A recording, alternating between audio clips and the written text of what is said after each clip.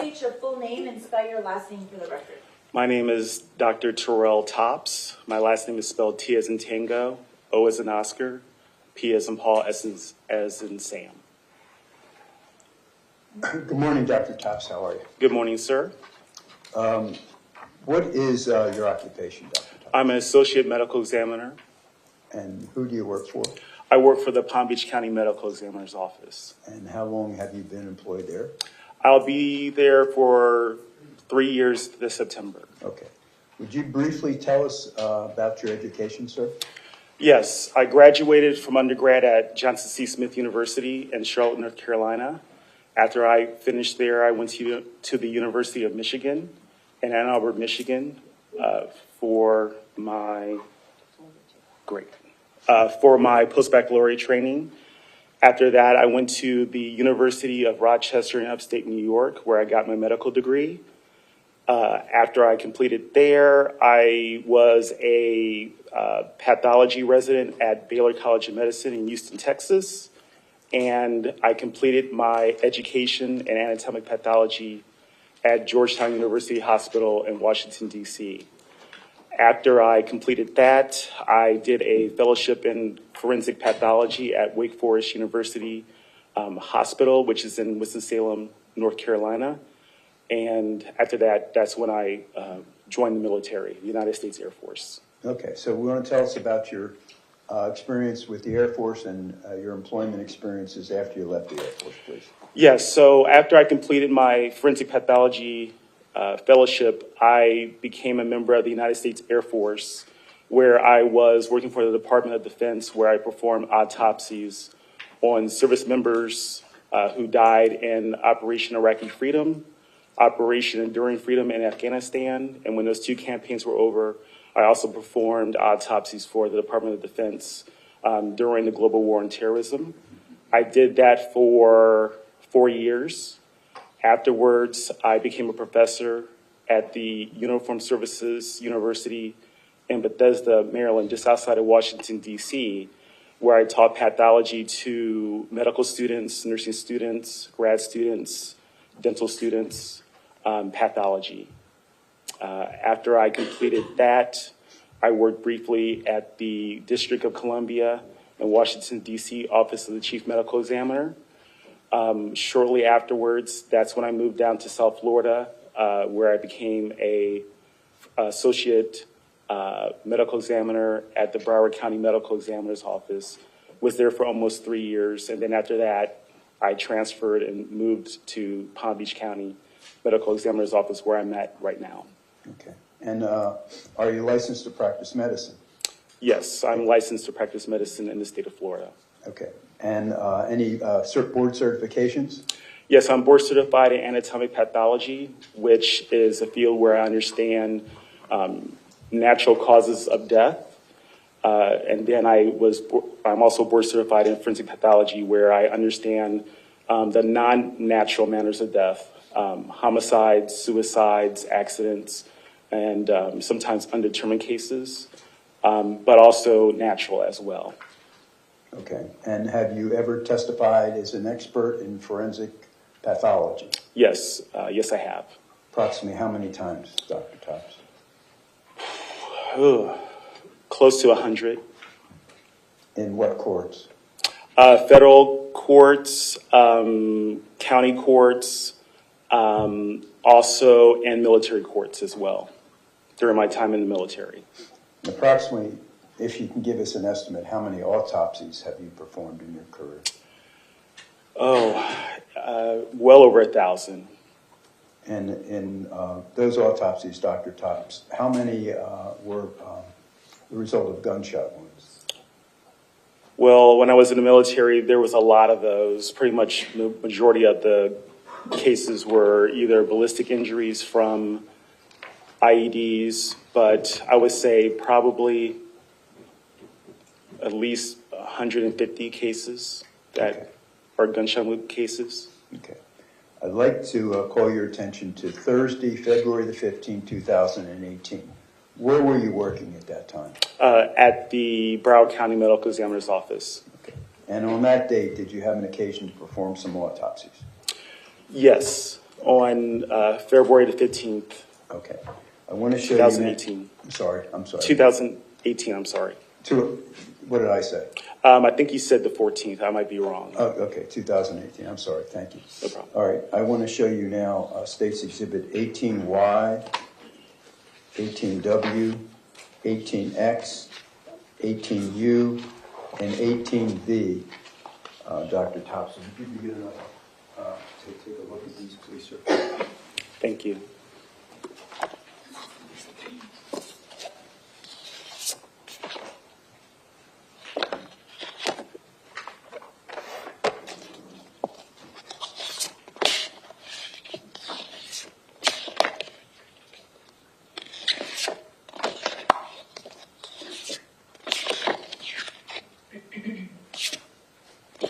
Yes, I looked at these and I recognize them.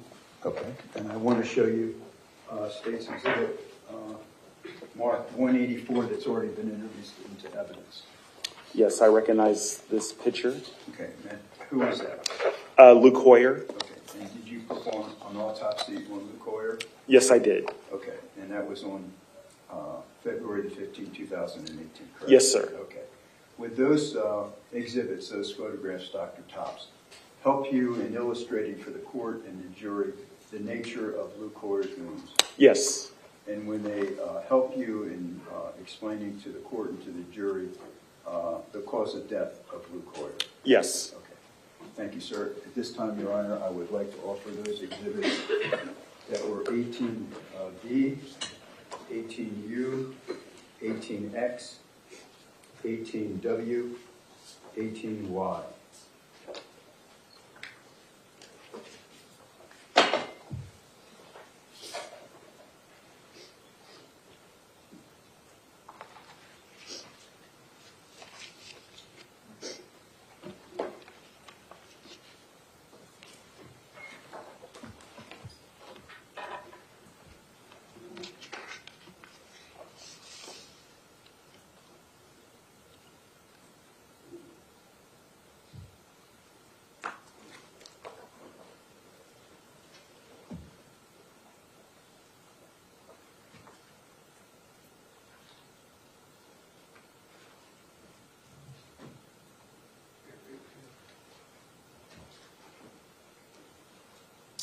Is there any objection?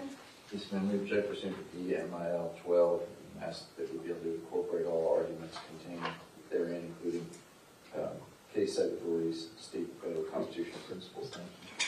Thank you. Your objection is noted. Over the defense objection, 18U will be received as 445, 18V like Victor, 446, 18W, 447, 18X like X-ray, 448, 18Y, 449.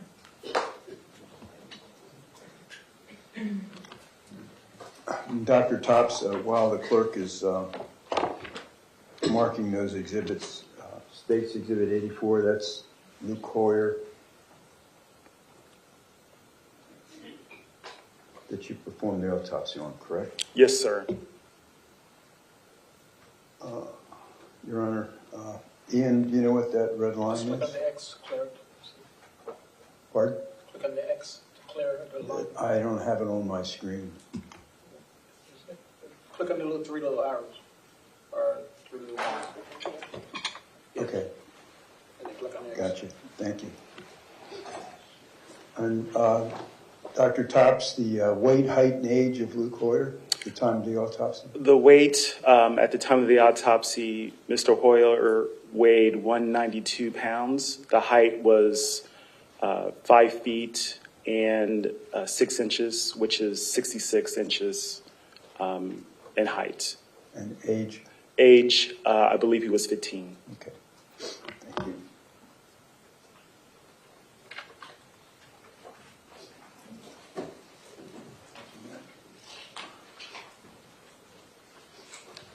Okay, Dr. Tufts, I want to show you now State's Exhibit marked 446.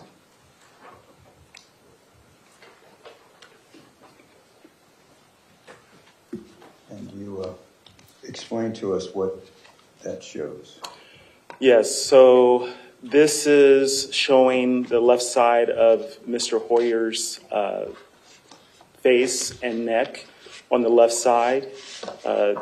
There are actually 3 holes that are present on the left side of his neck. As you can see in the center of the photo, there's a circle and there's a placard labeled A on a, that is an arbitrary letter that is signifying and pointing to the entry gunshot wound of the, just under the jaw, on the left side of the jaw. That's an entrance. As you go further down the neck towards the collarbone, there is another hole. That's an exit. And as it goes closer down to the scale or the placard that's labeled A18-0526, there is another hole, which is a re-entry gunshot wound, where the bullet was able to injure Mr. Hoyer's neck on a superficial level, where portions of the bullet was able to be under the skin and resurfaces out of the skin and re-enters back into the skin of Mr. Hoyer to cause additional injury to the body, which you won't be able to see, but it's internally involved in the chest. What were those injuries? So this, once, as you can see, the hole where the re-entrance is, right above that scale, it went from the left side of the neck and it crossed over into the midline and went to the right side under the right collarbone. As it did that, it injured 2 major blood vessels that supplies the head and brain. One is called the right common carotid artery, which is important for providing blood flow to the right side of the skin and to the right side of the brain. At the junction where that right common carotid artery is located, there's another blood vessel called the right brachiocephalic. Brachiocephalic artery supplies blood flow to the right arm and also to the face as well, the right side of the face. Those 2 blood vessels were severed, they were obliterated. The bullet continued traveling into, now leaving the neck area, going into the right chest cavity where the lung is located.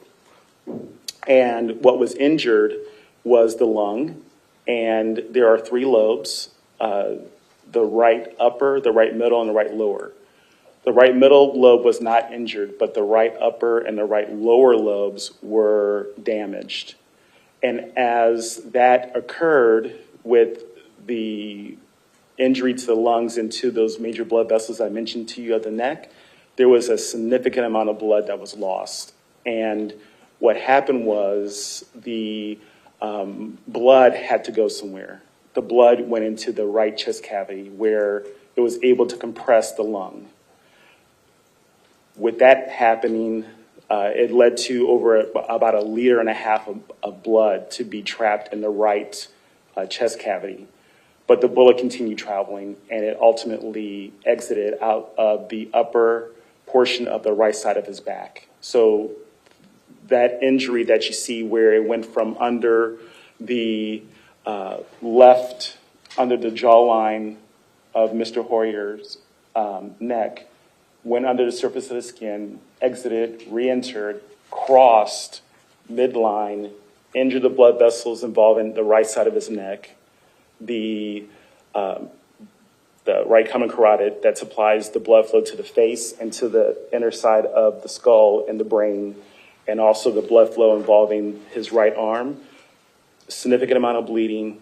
The bleeding went into his right chest cavity, started compressing his lungs by basically drowning and compressing his lungs, continue injuring the lobes of the lung, and then exited out of the back.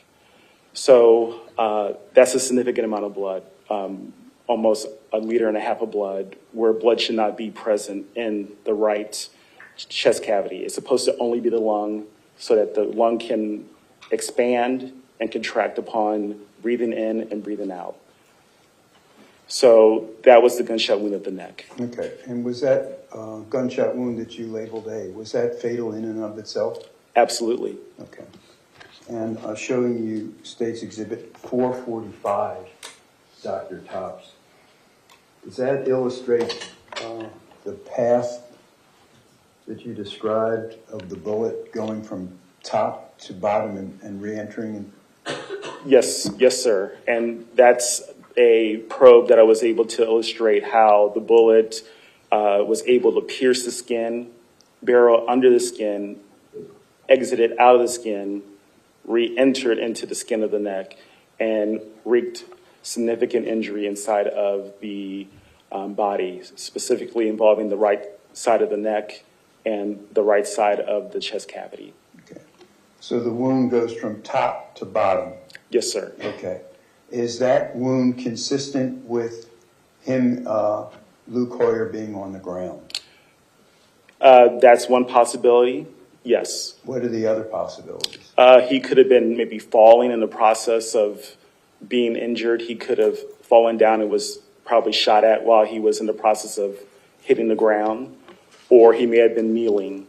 There's all kinds of scenarios to explain this type of injury. Okay. But it went from top to bottom. The muzzle obviously was above, right? It would most likely be him and on the ground or about to hit the ground while the bullet from the muzzle of the weapon was able to shoot and injure Mr. Hoyer when he was below that weapon. Okay.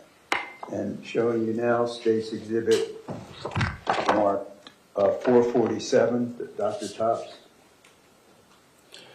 Yes, so this is a photo of showing the back side of Mr. Hoyer. That hole is where the bullet was able to exit. And as you can see, there's a little bit of blood that is on the outer edges, and you can see that the dark red area is blood from the chest cavity, from the injuries from that of the lung tissue that was damaged from the gunshot wound. Okay. And showing you now State's Exhibit 448.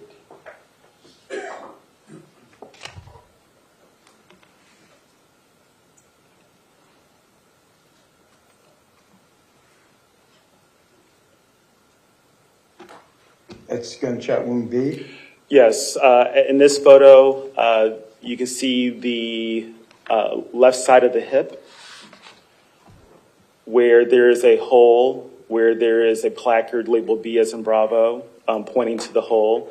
That is the gunshot wound of the torso. And what you see on the surface is only just a telltale sign of what actually happened internally. So the bullet entered the left side of his hip, damaged one of the major blood vessels called the left femoral vein that supplies returning blood from the lower extremities of from the toes up to his thighs back to the heart. That was damaged.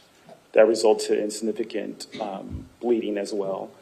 The bullet continued traveling where it injured his rectum and also injured portions of his small intestines. That's in his abdominal cavity.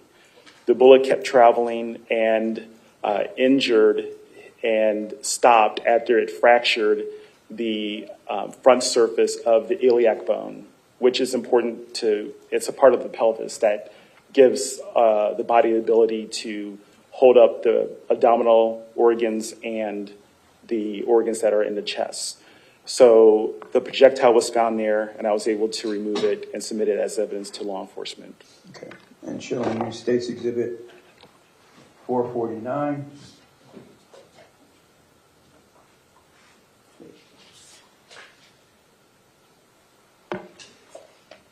Is that what you were talking about, Dr.? Yes, this is what I was able to remove from Mr. Hoyer's pelvis, which resulted in injuries that resulted in 150 milliliters of blood that was found in the abdominal cavity based on this injury. So This, along with the other injury involving the neck and the torso, involving the chest specifically, resulted in almost 1.5 liters amount of blood that was lost internally.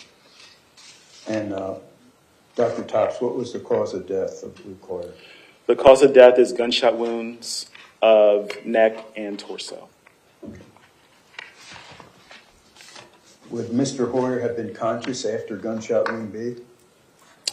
Yes, he would have been conscious. And this is that type of injury, he could have been saved if he was able to get medical assistance immediately. But not A? A is fatal.